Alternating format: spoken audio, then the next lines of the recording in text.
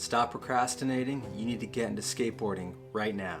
I know you've been watching skate clips online from a distance. It's time to commit and start skating. So go on, what are you waiting for? This is how to buy your first skateboard.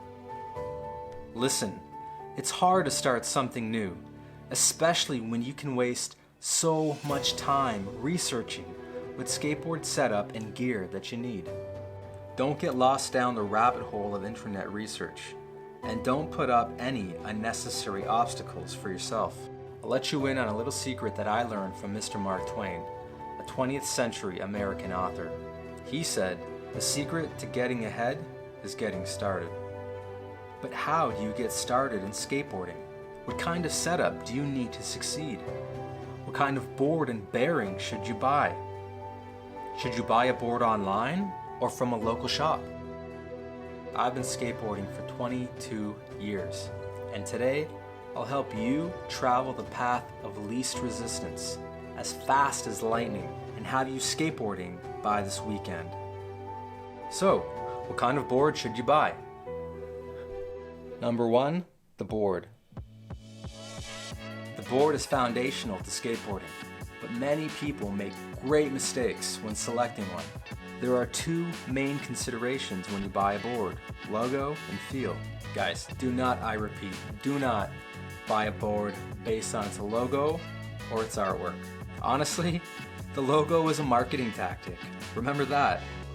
Boards with logos cost twice as much as blank boards, and you'll ruin the logo on your first ride. That just doesn't make any sense. So go ahead and buy that cheaper blank board.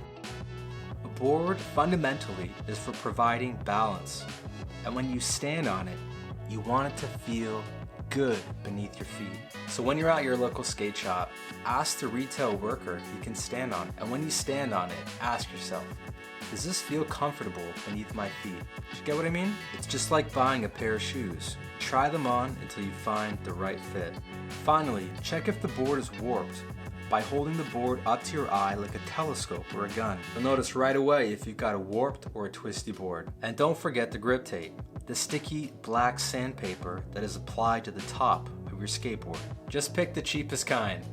I tell ya, it'll do the trick. Number 2, the wheels.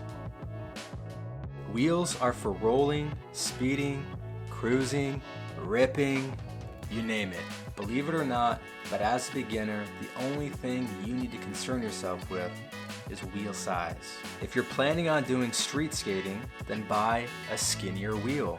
And if you're planning to skate only vert or bowl, buy a thicker wheel. The thickness of skateboard wheels are measured in millimeters. And to keep things simple, I'll give you the magic number: 53 millimeters. As a rule of thumb, anything below 53 millimeters is for street skating, and anything above 53 millimeters is for vert skating or for bowl skating. Number 3, the trucks. Trucks are meant for grinding ledges and rails, among other things. To be honest, I've only ever skated 2 pairs of trucks, Venture and Crux. I slightly preferred Venture, but to be honest, I didn't notice that much of a difference. Other brands like Independent have excellent reputations in the skateboard industry. But pay attention, as a beginner, you won't be grinding ledges and rails until you learn first how to ride and second how to ollie. For now, just pick one of the 4 brands that I mentioned and you'll be fine. Number 4, the hardware. Hardware secures your board to your trucks, much like a shoelace secures a shoe to your foot. Buying hardware is a no-brainer. Only ever buy hardware that requires an Allen key. Do not buy hardware that needs a Phillips screwdriver because it's way more likely to strip and to wear out over time. Number 5, the bearings.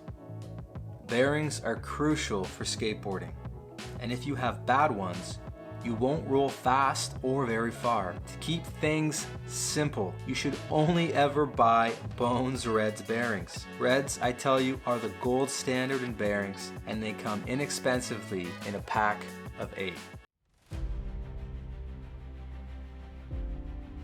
Guys, I could have gone into greater detail in this video, but I've kept things simple Remember, the secret to getting ahead is getting started. I strongly recommend buying your first board at a local skate shop, which supports the grassroots skateboarding community.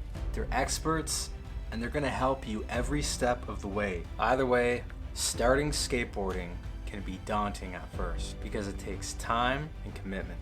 You may also have mental baggage that holds you back, like doubts, past failures, overthinking, and negative self-talk. Please do not delay. Skateboarding is an amazing sport that provides so much freedom and joy. Set aside 1 hour of any day this week to buy your first board. That's all it takes. I promise. Guys, if you've enjoyed this content, please like and subscribe to the channel below. You see, I'm committed to helping you get ahead in skateboarding. So ride with me to the next level. I am the Canadian Skater, and I'll catch you later.